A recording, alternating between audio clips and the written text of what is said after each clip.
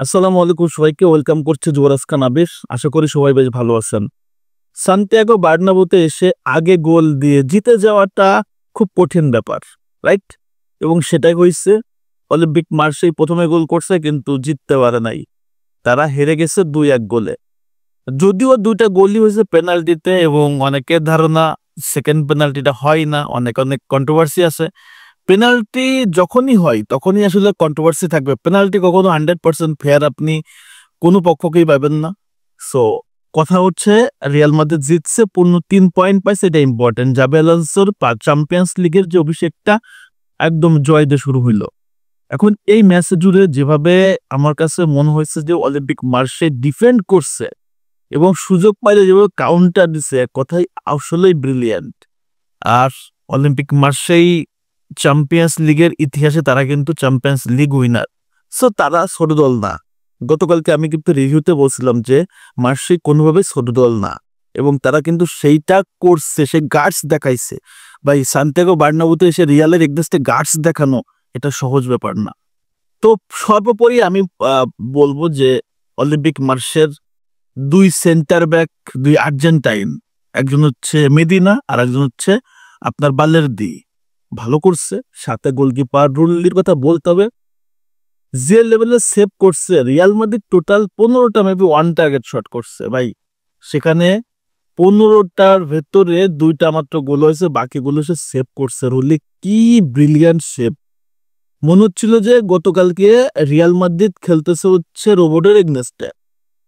Kylian এমবাপ্পের 5টা one target shot মাস্তানতুনো করছে, রদ্রিগো করছে, একাধিক বল গেছে, কিন্তু আসলে কোনো কাজ হয় না। সো এই ম্যাচে জুড়ে রিয়াল মাদ্রিদের অ্যাটাক ছিল দুর্দান্ত, তবে রিয়াল সুলভ খেলাটা কিন্তু হয় নাই। অনেক রিয়াল ভক্তদের ভিতরে আসলে একটা ক্ষোভ আছে, আক্ষেপ আছে জাবি আলোনসোর অধীনে এই যে ছোট দলগুলোর সাথে কোনোভাবে ডোমিনেট করতে দেখলাম না, সুপার ডোমিনেট করতে দেখলাম না, এটা হচ্ছে একটা হতাশার জায়গা আছে। তবে আমার কাছে মনে হয় এই জায়গাটা আস্তে আস্তে চেঞ্জ হবে, সময় লাগবে। 1 দিন 2 দিনে আসলে পরিবর্তন করা খুবই কঠিন ব্যাপার, এটাতে সময় লাগবে। এখন আমরা যদি দেখি যে রিয়াল মাদ্রিদ এই ম্যাচে কি হারাইছে, 2টা রাইট ব্যাককে হারাই ফেলছে। আপনার ট্রেন্ট আলেকজান্ডার আর্নল্ড ইনজুরিতে পড়ে গেল, তার সাথে আবার কারভাল কাট খাইলো। এই যে প্রবলেমটা, এটা হচ্ছে রিয়াল মাদ্রিদের জন্য একটা সবচেয়ে বাজে দিক। মানে সিজনে ইনজুরি করবে না এটা কিন্তু হতে পারে না, এবং সেটাই হয়েছে। এদার মিলিতাও পারফরমেন্সটা আমার কাছে খুব একটা আপ টু দ্য মার্ক মনে হয় নাই। ডিন হুইজেনাস ব্রিলিয়ান্ট, ক্যারেরাস দুর্দান্ত করছে।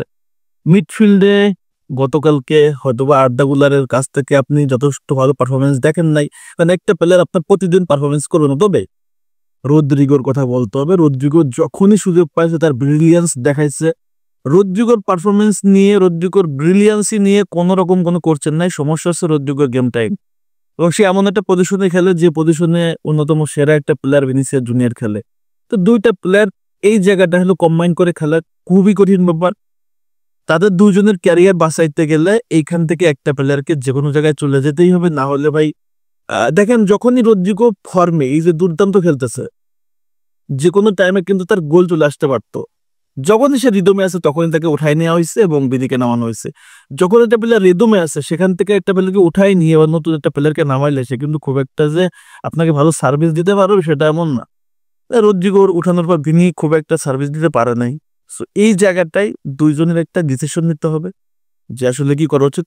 So Kylian Mbappe was brilliant, সে রেগুলারলি গোল করেই যাচ্ছে, গোল করেই যাচ্ছে।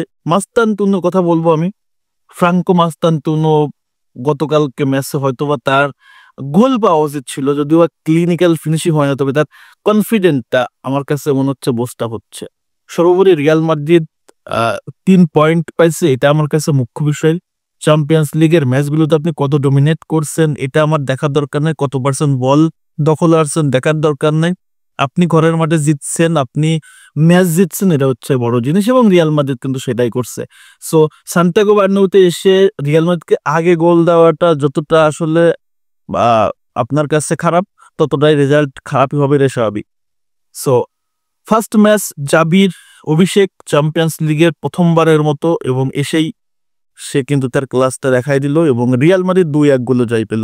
এই ম্যাচ নিয়ে অনেক অনেক কথা, অনেক অনেক বিতর্ক থাকতে পারে, পেনাল্টিতে বিতর্ক থাকতে পারে, বাট দিন শেষে রিয়াল মাদ্রিদ জিতছে 2 গোল, এটা হচ্ছে বড় জিনিস।